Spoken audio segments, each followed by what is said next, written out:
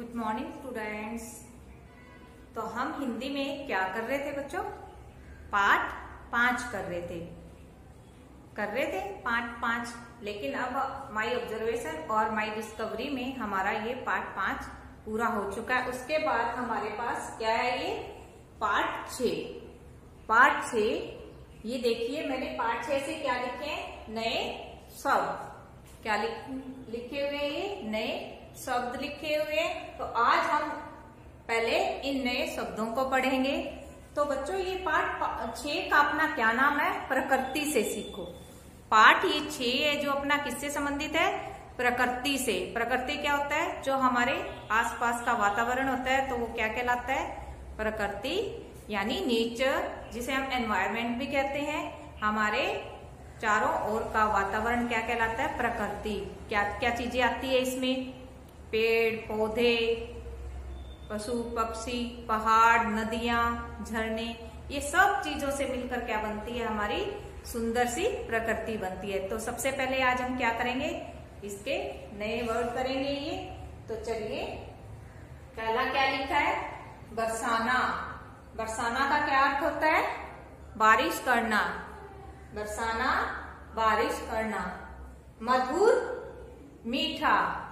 मधुर क्या होता है? मीठा। जैसे कोयल की बोली कैसी होती है? मधुर होती है, मीठा मीठा होता है ना, मीठी बोली होती है। तो उसी तरह हमें भी सबके साथ मीठा ही बोलना चाहिए। आगे देखिए, सदा। सदा क्या होता है? कि हम ये काम रोज करेंगे, हमेशा करेंगे, तो क्या होता है? सदा। पतझड़, पत्तों का झड़ना।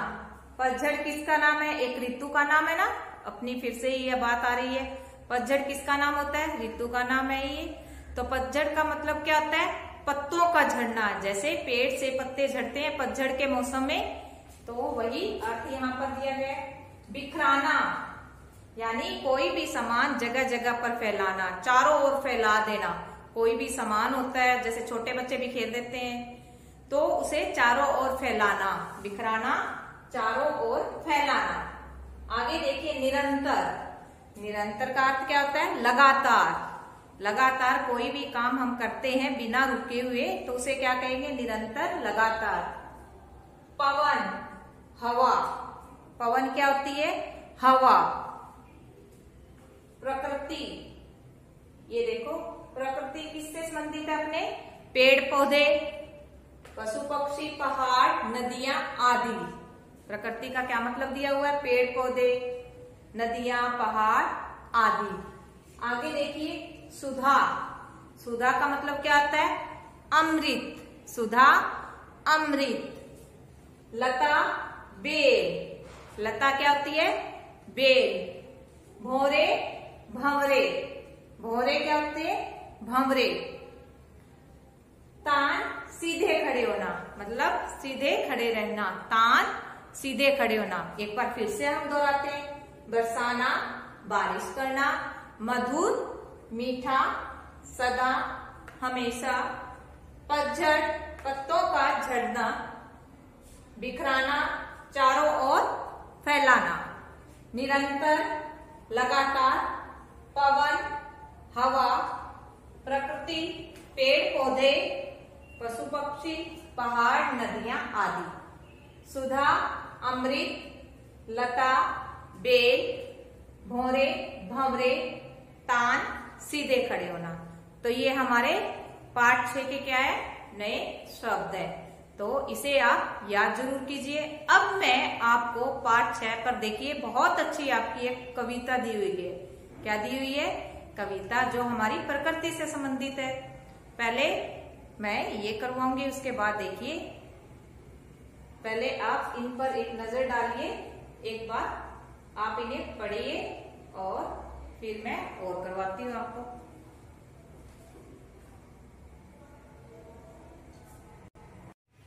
ये देखिए बच्चों, मैं आज आपको एक बगीचे का सीन दिखा रही हूँ। ये तो इसे हम क्या कहेंगे? प्रकृति। ये देखिए, ये क्या होती है? प्रकृति। ऊपर देखिए, आसमान है ना, ये नीला, और ये देखिए पेड़। तो हमारी प्रकृति में बच्चों क्या क्या चीजें बताई है मैंने? पेड़ पौधे, पशु पक्षी, नदियां, पहाड़। तो ये हमारा क्या है? प्रकृति। प्रकृति के बारे में आपको मैंने बताया नेचर। क्या होता है? नेचर। ये देखिए इस पर क्या लगे हुए हैं, इस पौधे पर फूल, पौधे। ये क्या है? हमारी प्रकृति से संबंधित ये सभी चीजें आती है। देखिए अच्छी तरह आप इसे, ये देखिए। तो बच्चों हमारे आसपास का जो वातावरण होता है उसे हम क्या कहते हैं? पर्यावरण कहलाता है ना जो। तो ये चीजें क्या होती है? सभी नेचर। ये चीजें क्या होती है? नेचर यानी प्रकृति। तो इसलिए समझा रही हूं कि आपको प्रकृति का अर्थ समझ में आ जाए। ये देखिए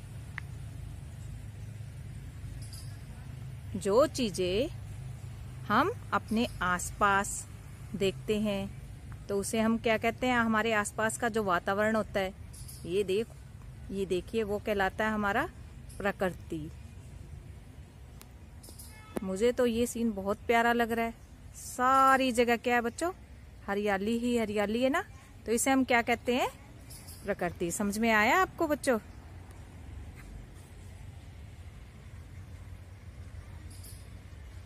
साथ में आसमान,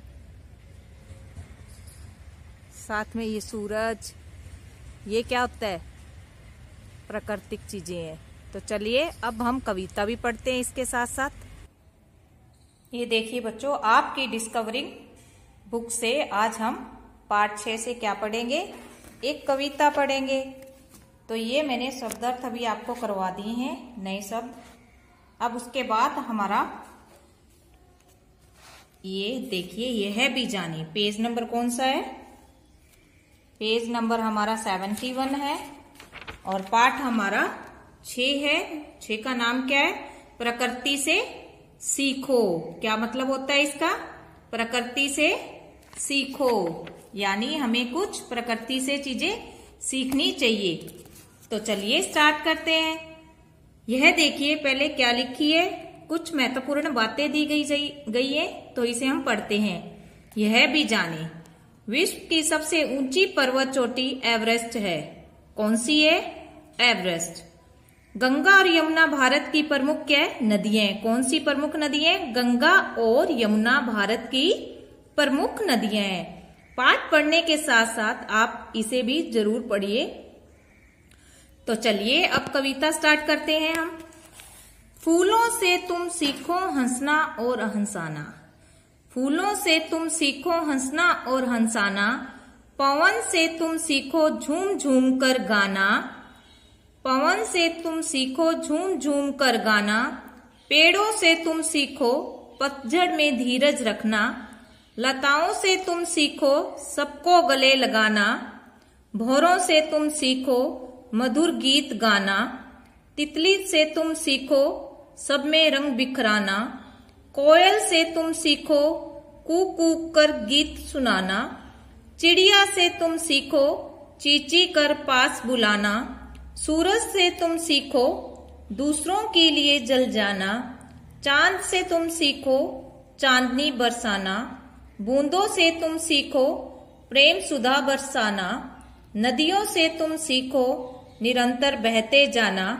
पहाड़ों से तुम सीखो शीर्ष स्थान खड़े रहना।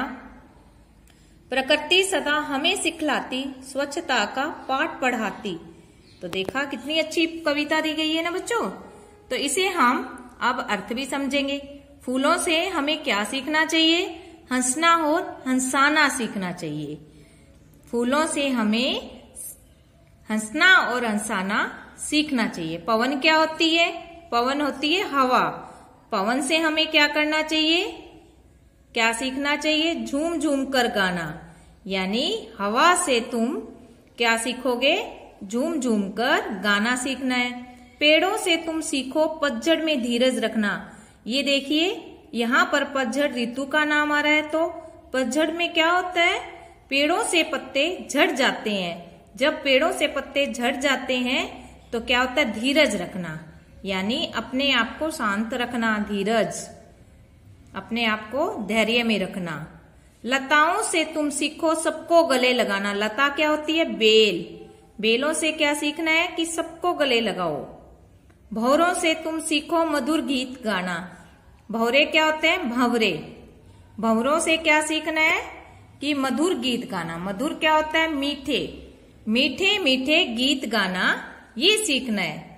तितली से तुम सीखो सब में रंग बिखराना।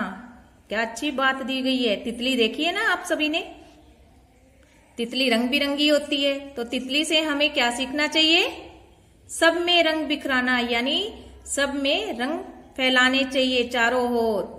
चारों ओर हमें तितली की तरह रंग बिखेरने चाहिए। कोयल से तुम सीखो कूक कूक कर गीत सुनाना। कोयल से क्या करना है, कोयल तो क्या सुनाती है, मीठे गीत सुनाती है। कोयल की बोली कैसी होती है, आवाज मीठी होती है ना। तो कोयल से हमें ये कूक कूक कर जोर जोर से गीत सुनाना। चिड़िया से तुम सीखो ची ची कर पास बुलाना। चिड़िया की आवाज कैसी होती है, ची ची ची ची। तो उसे क्या करना है, उनसे ये सीखना है कि ची ची कर पास बुलाए। सूरज से तुम सीखो दूसरों के लिए जल जाना। सूरज क्या देता है हमें, क्या देता है, तेज धूप देता है, रोशनी देता है ना। तो उससे क्या सीखना है कि हमें दूसरों के लिए भी जल जाना चाहिए, जलना चाहिए, मतलब हमें दूसरों के लिए भी कुछ करना चाहिए। चांद से क्या सीखना चाहिए, चांद से तुम सीखो चांदनी बरसाना। चांद से तुम सीखो चांदनी बरसाना। चांद से हमें क्या सीखना चाहिए, चांदनी बरसाना। बूंदों से तुम सीखो प्रेम सुधा बरसाना। बूंद क्या होती है, पानी की बूंद, बरसात की बूंदें होती है। तो इससे हमें क्या सीखना चाहिए, प्रेम मतलब प्यार, सुधा क्या होता है, अमृत बरसाना, यानी अमृत बरसाना।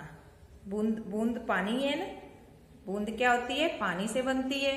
तो हमें उसी के समान क्या बरसाना, अमृत बरसाना। नदियों से तुम सीखो निरंतर बहते जाना। नदियों में क्या होता है, पानी होता है, तो निरंतर क्या होता है, लगातार। निरंतर क्या होता है, लगातार बहते जाना, यानी नदियों में पानी लगातार आए।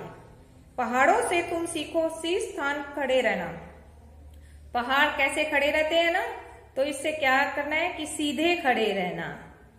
प्रकृति सदा हमें सिखलाती, प्रकृति हमें सदा क्या सिखलाती है या सिखाती है, स्वच्छता क्या होता है, साफ सफाई का पाठ पढ़ाती है। प्रकृति हमें क्या बताती है कि हमें साफ सफाई का भी ध्यान रखना चाहिए। प्रकृति, ये देखिए आपकी बुक में कितना सुंदर ये चित्र दिया गया है। ये देखिए आप सभी, तितली भी है, पहाड़ भी है, नदियां भी है, पेड़ भी है, सूरज भी है।